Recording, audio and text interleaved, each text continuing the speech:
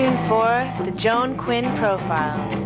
As an editor for Andy Warhol's Interview, the Los Angeles Herald-Examiner, LA Style, and Detour magazines, Joan covered the social set, the Hollywood hotshots, the international art scene, the mysteries of food, the excitement of travel, and the fabulous world of fashion. Joan continues to find creative people on the cutting edge who make things happen. Here's Joan Quinn. Hi, I'm Joan Quinn, and welcome to the Joan Quinn Profiles. Waiting to be profiled is couture designer Paola Qaudretti and director Charles Marowitz. Designer Paola Qaudretti was born and raised in Florence, Italy. She went to art school in Florence. She went all of her school in Florence, and she's still there working and living with her family and her baby Francesca. Have you ever left the city for any reason? No. I just coming here for business, so it's a beautiful change, I think. When you got out of art school, were you going to be a designer? Yes. From the beginning, I just decided that was my life, my business, my priority things in the life. Yes. So that's what you want to do. Yes. Then when you left school, you went to work for some quite famous designers. Yes, I just worked for Rocco Barocco and Laura Biagiotti. That they asked me to design a young line for them. What were they actually designing? What was Laura designing then? Designing beautiful cashmere line. She's a specialist for this. Like conservative, and you were doing a younger line? Yes. She asked me to do that. Because you came out of school, Yes, you were younger? Yes. And for Rocco? Yes, for Rocco Barocco was the same. And I just designed some very fun for evening, young things. Oh. Yeah. But basically for Italy, or were they exported, those clothes? Oh, they export. That was. Yes. So when you decided to go on your own, how long did that take? Take just 2 or 3 years, because before I preferred to practice my work, and after that I thought that was a better idea to start with my own name. How did you do that? That was pretty hard for a young designer, Yes. especially in Italy. In Italy, yes, because they don't give many possibilities to the young designer. That's right. It's true. And I just decide, and after that I open a little store in Florence. And after this, many people came to buy. Were they friends of yours? Did you get your friends' mothers to come in? Yes, or was yes. It They helped me a lot. Was it a young line then? Yes, and also some for evening, some for wedding dress, and Is it the same as what you're doing now then? You just kept doing it? Yes, it's the same. Did. Yes. Oh, you did. So you have seasons, obviously. Yes, I you have design. a 25 season. Yes. You do, and your fabrics come from different places in Italy. Yes, the best, and come from North Italy for the pure silk, and the beautiful cashmere from Loro Piana, and we also use Ungaro fabric and Valentino fabric. How do you use, say, fabric from Ungaro or Valentino? I mean, don't they have their own fabrics? Yes, they have, but they gave the possibility to few designers in Italy. They must have to know you very well and feel that you're responsible. Yes, of course. And they check everything before to give the fabric, where do you live, where do you work, where. Did they look at your work too to see? Yes. Because I would think they'd be very. And then do they use that fabric again? Do they use it, or is it just for you? Those are just for me and other designers. They use, some fabric. Yes. The same that you might be using, but obviously. But they are very limited number of the meters, so very, very exclusive. Oh, I see. So you could just do 1 or 2 garments from that. And you have an atelier now? Yes, I have an atelier in Florence. And where is it? Is it in the center of town? Yes, in the center. It's very close to Tornabuoni Street, which is a main street in Florence. And it's in Via del Sole. Uh-huh. And it's And a how very do nice. people find you? Just walking around? or- Yes, but my name now is a well-known yes, name. in Florence. You describe your line. Tell us what your clothes are really like. My line is really classic, but feminine, and I think a little bit sexy. Very, very classic and clear, because I think that the fabric that I use are really beautiful. Oh, so they're So I very don't want to broke print or colors or. straight lines. Yes. Tell me, do you sell then to specialty stores, other shops in Europe, or how do you sell outside of Florence? Yes. We try to sell to department store, but honestly, I prefer to know people that will wear my clothes. So we have a individual fits. Yes. Individual fit. It's kind of like a trunk show, Mm-hmm. a neighborhood trunk show in a way. Yeah. You've been in Palm Beach and Boston. In San Francisco, in New York, in Washington, everywhere. And are they just friends of yours, and then their friends Yes, come? they knows me and they organize for me I this see. show, and many people comes and they are very happy. You're getting to know your clientele. Mm-hmm. You're measuring them, and you're making something just especially yes, for just them. special. Yes, just special. This is my philosophy. What about the difference in sizes and measurements and fabrics when you get back to Italy? Does it work when it comes back to America? Yes, because we measure the people. So yes, the Italian women are different in sizes, different shape of the body. But I measure people, and I do that for many times, for many years. So I have the experience to. And you make everything in your atelier? Yes, everything. And then what does a person have to have a fitting again? Yes. Once you make it, how does that happen? Depends. If somebody come in my atelier in Florence, it's possible to try before right. to finish. Right. Otherwise, sometimes I fly directly from Italy to here. Oh, you do? Yes, for This- a very important evening dress or wedding dress. I This did suit it. that you're wearing, obviously you've designed. The fabric is light, Yes, the fabric is really light. and is this your own fabric or Yes, design? it's a Valentino fabric. Yes. And it's all hand picked. Maybe we can get a close up of. If you move your hands like this, you can see the picking on the front. Yeah, right there. Mhm. And the buttons. The buttons are real and Oh, no real plastic. mother of Yes, pearl. yes. No plastic. And this in front. And we handmade by handmade stitches. The stitches. Yes, that's what I was saying. yes. Everything is very by handmade. And we have some fabrics because your designs are really fabulous, but the fabrics tell the story. This We use hand that to me, and I'll hold this because it's such a beautiful this tissue silk. What is it? yes. This is a pure silk, Italian pure silk, which In is a all very these heavy. colors, so you can pick any color. And, Yes, And where does this fabric come from? from North Italy, where is the best silk in the world. But you know, you talked about having Thai silk and showing Thai silk. Not Thai silk, shantung, excuse me. But most of this shantung comes from Thailand.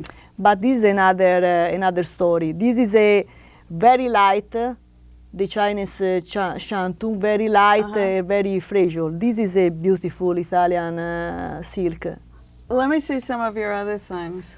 I bring here some of plaid. Yeah, we have a couple of things hanging behind us too. Mhm. Oh, and let's see that. That's fabulous. Some- Oops, sorry. I'll hold that back up again. Sorry. And then I have another. Lace. And we have some. And these are all hand loomed? Yes, yes, yes. And you can pick anything? Yes.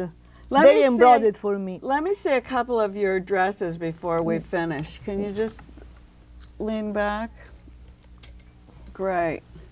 This is that lace that we just showed. Yes. And come in a dress. And this is totally beaded and. Yes, from this is a lace from France. Let's have another piece. This is a really fun little jacket. I love this. That you can wear with pants. It's a very, very. And I want to talk about the next one too, because this was something that I didn't know about. Cashmere corduroy. Yes, yes. And it's all hand detailed on the. And here's your great buttons again. Yes, this is another. Oh, this is beautiful. Kind of a mandarin. Yes, yes. And very light and easy to pack. Easy to pack. Yes, it's easy to pack, but I have so many stuff with me that. And just before we go, I love this, so I want to show this. This is a blouse, bustier blouse, that go with the evening gown. Yeah, it's fabulous. And every time I have an Italian directly from Italy, I always want to know what they cook at home. So give us a recipe. I can give a very good recipe from my kitchen that is a strawberry rice. Strawberry rice? Yes, yes. Oh, no, we don't eat strawberries with rice, do we? Unless it's for dessert. No. This is for entree, like a pasta. Really? Yes. Tell us how to make it. Try, because it's a great recipe. And we need to have rice. Arborio. Yes, 3 spoons for each person. And we have to have a chicken broil. Broth. Yes. And also we have cream at the end, a little bit, and Parmigiano cheese. You start to growing up with the rice, with the butter in the pot, and you can growing up with the chicken broth. Broth. Broth.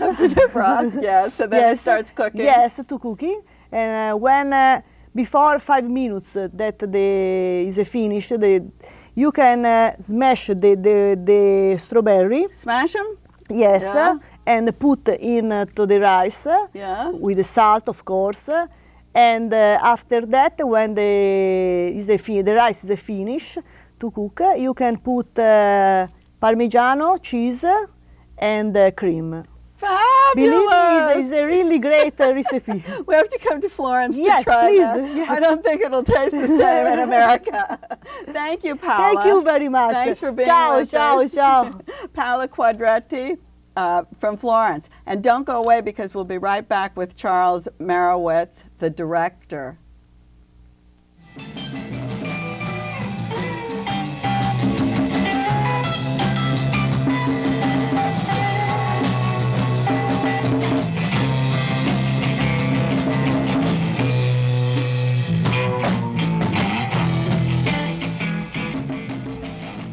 Hi, I'm Joan Quinn, and welcome back. My second guest today is Charles Marowitz, who worked with me at the Hearst newspaper in Los Angeles, the Herald Examiner, where he did a stint as a critic.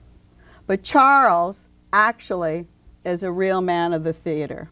He's a director, an author of 24 books on theatrical subjects, and he's a member of the Artistic Directorate of the Shakespeare Globe Theatre on the South Bank in London. Did I get it right? You did. You did. Charles, were you asked to join that group because of all the work you had done in London? Well, I had worked originally with Sam Wanamaker, who created the Shakespeare Globe, and when he started putting it all together, he asked me to join. So I was there right from the very beginning when he was still raising the money to convert those premises into the Shakespeare Globe. Ah, And then but you were working in London. You directed Loot. I directed Loot. I had my own theatre in London, which is called the Open Space, and I did a lot of stuff in the West End. And You did. I want to talk a little bit about Lute and how Joe Orton's Lute, because you're American. You went to London. You directed an English play. How did that go over? You got an award, obviously. It went over very well. Well, it was, it's a funny situation when you're an American in London. It's like the worst of both worlds. You sound like a phony American there and a phony Englishman here, or vice versa.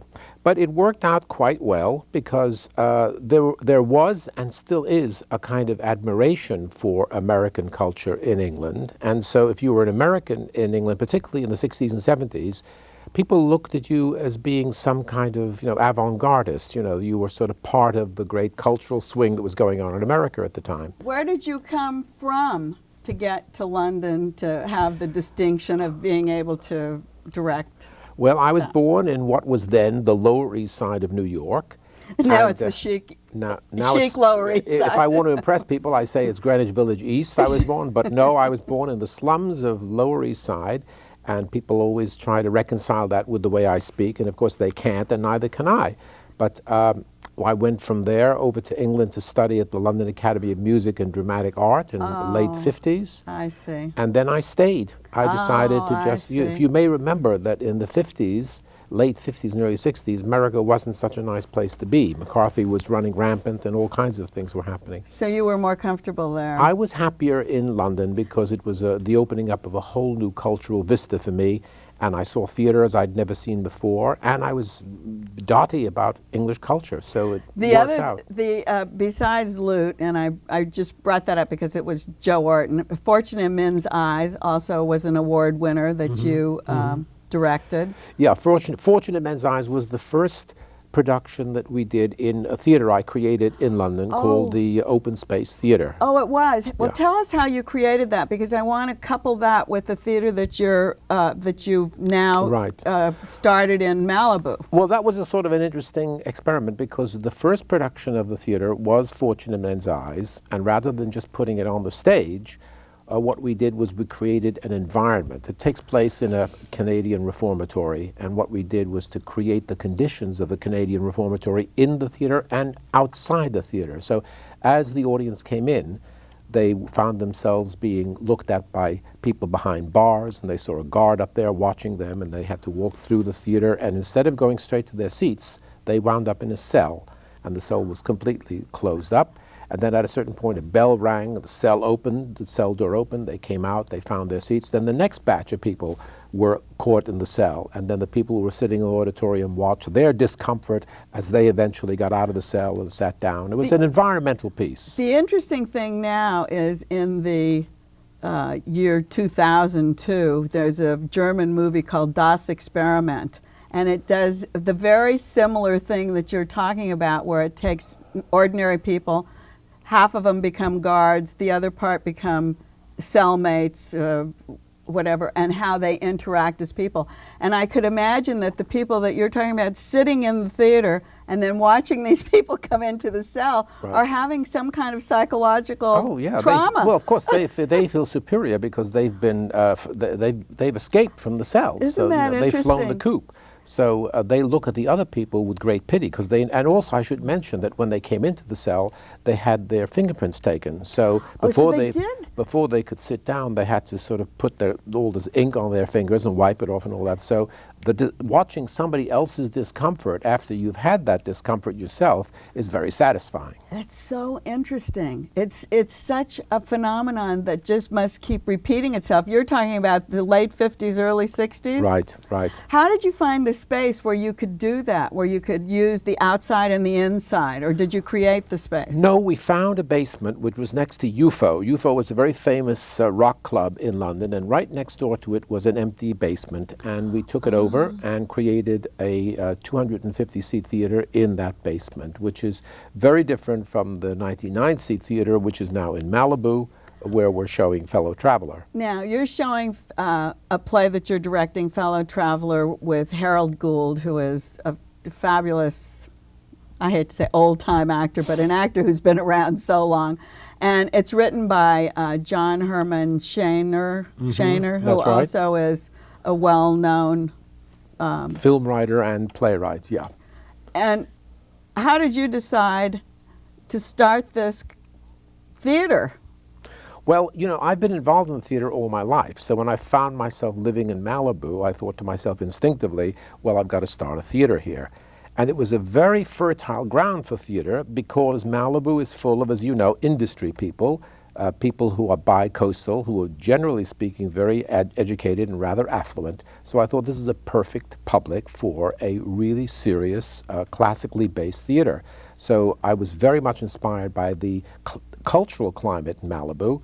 And it took a very long time to actually get it going. It took a very long time to find a place. Well, that's what you have to tell our viewers, the space that you actually found then.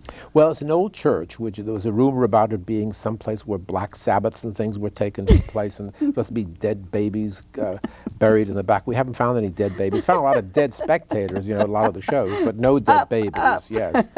But it took us about 3.5 years to raise the money to convert it. I designed it with sort of European staging and European seating. So what is that exactly? Because it was described as continental theater. seating, which means that see, most theaters, you divide the theater, a quarter of the theater is for the actors and the remainder is for the audience. And in my theater, the whole idea was that half of the theater would be for the artists and the other half for the audience. So that's a very large space, a very large acting space. For them to act on, I see. And the continental seating wraps around the acting area, around the stage. Instead of having sort of, you know, rows and aisles and all that, it just wraps around, and that's the continental seating style. And then what size is it? How many seats? We seat 99. Oh, you have a 9, so it's equity 99. It's an equity waiver theater, right. And the other thing that I was interested in is that you started, or you're planning to start, a company. Does it always go with the theater to have a company? For me it does, because I think that the basis of any theater has got to be a nucleus company. I mean, it's what made the Old Vic work, and Moliere's theater, and Shakespeare's theater, and the Dublin Abbey theater. Whenever you talk about great theater, you're really talking about companies. It's very hard to maintain a company in Los Angeles for obvious reasons. Everybody gets lured away by television and films. But the objective is to try to create a nucleus company of only about 9 to 12 people who will actually create a company in that space. And therefore, the stars of the shows will always be the company, not individuals. Always be the company. That's the idea. That's the idea behind it, yes. But you haven't done that yet. We can't afford it because we have to pay people something in the neighborhood of, you know, $500 or $600 a week to be part of such a company. Oh, is that what happens? Well, I didn't realize that. Oh, sure. I mean, unless you can't really keep people together unless you pay them. But you're teaching. You teach them then. That's right. We so all it would work be a together. Company. That's right. That's right. Or do they bring things that they also teach in no, workshops? You just bring together the very best actors you can, and you make sure the chemistry is right, and then you develop with those actors a kind of interconnecting vertebrae that enables them to all work together in a kind of, you know, very sort of chemically correct way. And a lot of actors would like to be part of a company, and we're trying very hard to create a situation where they can be subsidized to be part of a company. I see. That's why you're saying it takes, that you haven't gotten to that point yet. When you designed the theater, did you do the lights and the sound? I mean, are you privy to knowing that? No, I don't know much about lights or sound. I just knew the design that I wanted, and I sort of wrote it, sort of sketched it out, and I said I want the stage to do this, and I want the auditorium to do that, and then of course it was built according to those specifications. Now, as the artistic director, do you go out and find the work? Did you go out and find Shaner's work? Well, Shaner's play is a very interesting sort of case in point, because I knew Shaner for a very long time, and he told me he was writing this play about the dissolution of the Soviet Union and how it affects communists who have been living that life all their years. And there's no life left. Right. That is so interesting. And when he mentioned this, I said, you know, John, that's a really good idea for a play. Do let me read it when it comes out, when you finished it. And I saw it, the first version of it about 4 years ago when he finished it, and it was very overwritten. There was a lot of it was very long. And I was going to do it about 2 years ago as a production at the Malibu stage, and we cut it down and edited, but that season never actually got off the ground. So now 4 years later, sort of 4.5 years later, we have again whittled down the play, and it is the fourth play of our first subscription season, and I must say, so far, it's doing very well. I mean, the business is brisk. You know, it's such an interesting thing about talking about the person who was a part of the Communist Party rather than the country. We've seen countries disintegrate, and we've seen countries fall apart after the former Soviet Union collapsed. But we don't talk about what happens to the people who actually are away. I think you're talking about people outside of the Soviet Union. Right, the fellow travelers, travelers. Well, that's what was fascinating about the play, is that if you've devoted your whole life to Marxism, Leninism, communism, and your whole life has been lived that way, when it all goes phut, which is what happened, you know, then you have to reorganize and reorientate the remainder of your life. What are you going to do? It's like a lapsed Catholic or a Jew who becomes an anti-Semite because he turns his back on Judaism. What do you do with your life when you've lost the meaning of life, which is your particular political ideology and your philosophy? And that's what John's play deals with, and that's what fascinated me, because I know a lot of people who are in that dilemma, who have had exactly that situation. I know, and how do they, oh, well, I don't want to, we'll have to see. How, are there two characters or one character telling you how he faces it? Well, it's a 6-character play, but there are 2 main characters. Both of them had been collaborators for a very long time on TV, and this is a Hollywood writer, and you know, there were a lot of communists in the Hollywood writing scene. And it shows how the tension between them, after many, many years of developing tension and conflict, explodes into a kind of really rather tragic denouement.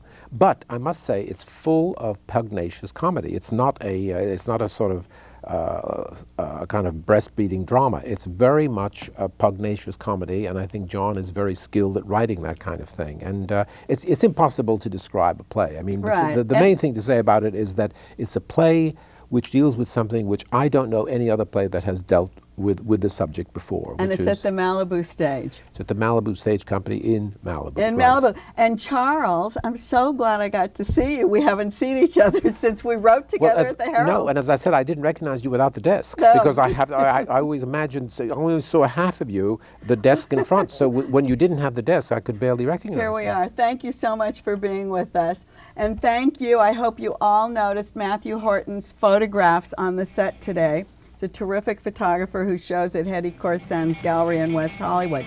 Keep writing to 777 South Figueroa, 44th floor, and Los Angeles 917, and we'll answer all your questions.